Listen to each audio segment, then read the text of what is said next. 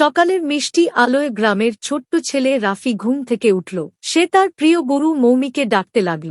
মৌমি খুশিতে ঘাসের ওপর লাফ দিয়ে রাফির কাছে চলে এলো। রাফি আর মৌমি দুজনে মিলে গ্রামের সবুজ মাঠের পথে হাঁটতে লাগল। হঠাৎ মৌমি তার গোলাপি নাক দিয়ে মাটিতে শুঁকতে শুরু করল।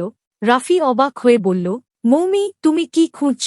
মৌমি মাটি শুঁকতেই থাকল। তখন রাফি একটি ছোট কোদাল দিয়ে মাটি খুঁড়তে শুরু করল। কিছুক্ষণ পরে তারা মাটির নিচে একটি শক্ত জিনিস খুঁজে পেল। রাফি উত্তেজিত হয়ে হাঁড়িটা খুলল। ভেতরে ছিল চকচকে সোনার কয়েন আর রঙিন পাথর।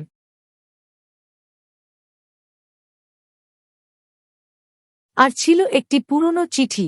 চিঠিতে লেখা ছিল যে এই গুপ্তধন খুঁজে পাবে তার হৃদয় সৎ এবং সাহসী। তারপর রাফি গ্রামের সব শিশুদের ডাকল। সে গুপ্তধন দিয়ে খেলনা, বই আর মিষ্টি সবাইকে ভাগ করে দিল।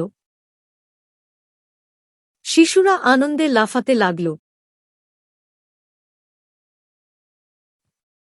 আর মৌমি তাদের পাশে দাঁড়িয়ে খুশিতে নাক নাড়াতে লাগল। শেষে রাফি মৌমিকে জড়িয়ে ধরে বলল, তুমি আমার সেরা বন্ধু, মৌমি। মৌমি, তুমি না থাকলে আমি এটা কখনো খুঁজে পেতাম না।